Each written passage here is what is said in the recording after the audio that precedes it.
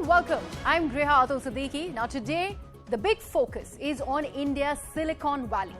The record rainfall in August that has now spilled on to September has brought Bengaluru to its knees and exposed the existing chinks of the IT capital.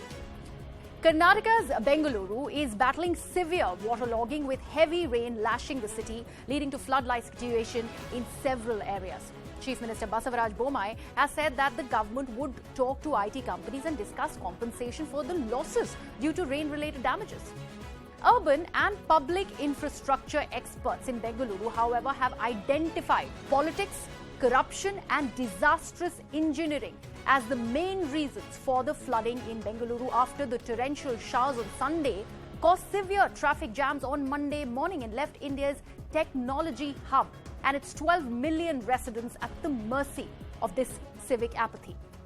And this, remember, is a never-ending cycle for Bengalurians. In every monsoon, this is the same story.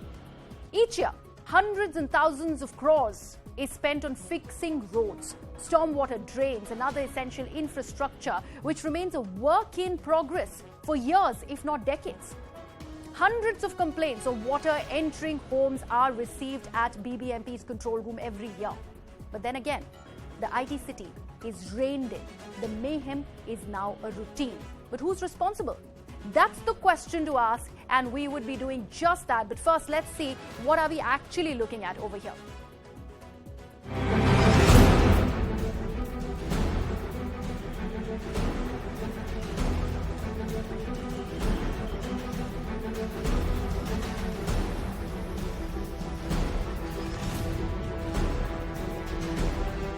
Coming to you from Sarjapur Road outside the Wipro office. You can see the entire campus approach road has been inundated completely, and this is the scene across Sarjapura Road. Well, not just Sarjapura Road, several IT companies located in Marathalli and Bomanahalli and especially in Madhepura zone have been affected because of heavy rains.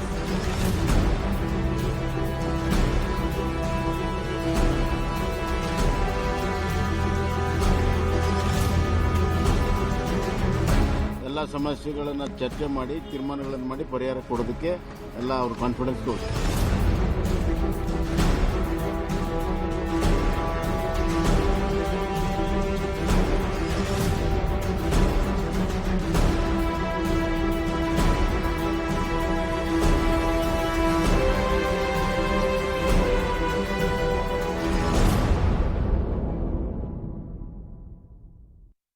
Let's now elaborate on this very visual story that we are getting from Bengaluru that remains inundated, of course, waterlogged, and that is a recurring when it comes to every monsoon. Now, if you look at over here, this is the Bengaluru Lake.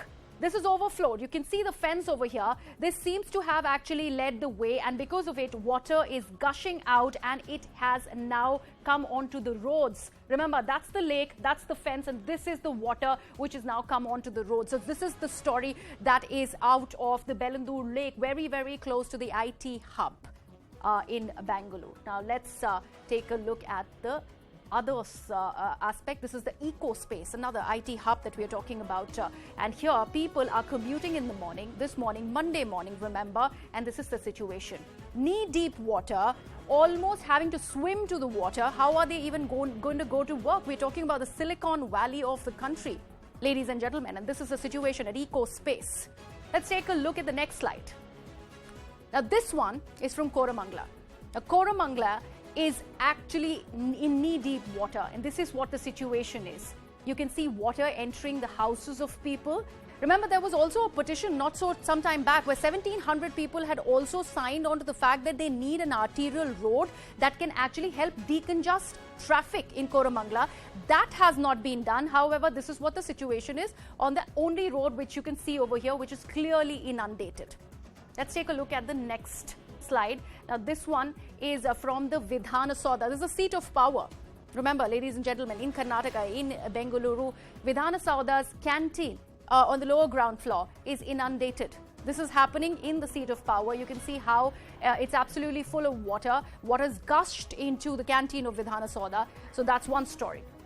Let's take a look at the next one. This one is from Sarajpur IT Hub, where an ambulance has gotten stuck in the water because the street is waterlogged. The ambulance is not able to make its way. Again, similar scenes played out not so some time back, just a week ago. In fact, there was a senior citizen who ended up losing his life because the area around his house was inundated and he could not reach in time to the hospital, and he ended up dying because of a heart attack. And now this one is from Saradpur IT hub, remember, where an ambulance is stuck because of water there on the streets. Now, this one is from Bengaluru apartment, which is the apartment complex which has been cut off completely from the rest of Bengaluru. How are people going to actually approach the other areas? We do not know. This is the kind of civic apathy that we're talking about. This is not a lake, guys. This is actually a road, and the apartment complex, the Bengaluru apartment complex, is being completely cut off from the rest of Bengaluru because of severe waterlogging that they are experiencing over here. Now, let's now take a look at the numbers of this mayhem. What is the kind of loss that, the state of Karnataka has suffered because of the torrential rains? Now, we are talking about 225 crore losses, and this has happened to IT companies only on the 30th of August. Only on the 30th of August, that is the number that is gaping wide in our faces. And if we look at since June, this is what the government of Karnataka has given us. This is the figure of 7,467 crores.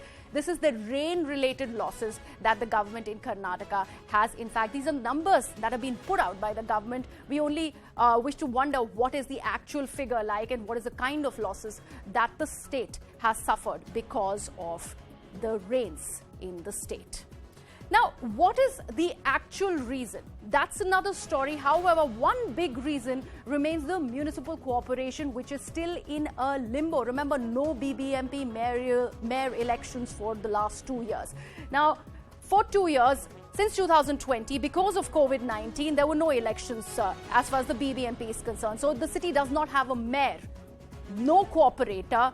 The city is being governed right now, and the infrastructural problems are being looked at by politicians. That is one big problem that continues when it comes to Bengaluru. Now, the municipal corporation elections were massively delayed, and now in August it was supposed to happen. However, the matter still is sub judice. It remains in court. There are a lot of problems when it comes to the wards and the delimitation. Now that matter is before the Supreme Court of the country, because now the claim is that delimitation has severe scientific issues, and because of which the Karnataka High Court has asked the petitioners to actually seek clarity from the Supreme Court. So that remains in a limbo. That is something that is a big problem that is gaping wide in the faces when it comes to Bengalurians.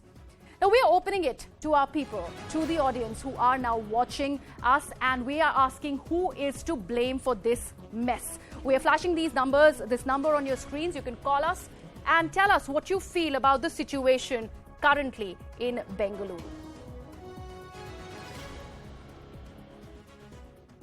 Let me also open it to my guests who are now joining us on the broadcast. Mohan Vishwa of the BJP joins me. Also joining me is Sandeep Anirudhan, who is the convener of Citizens Agenda for Bengaluru.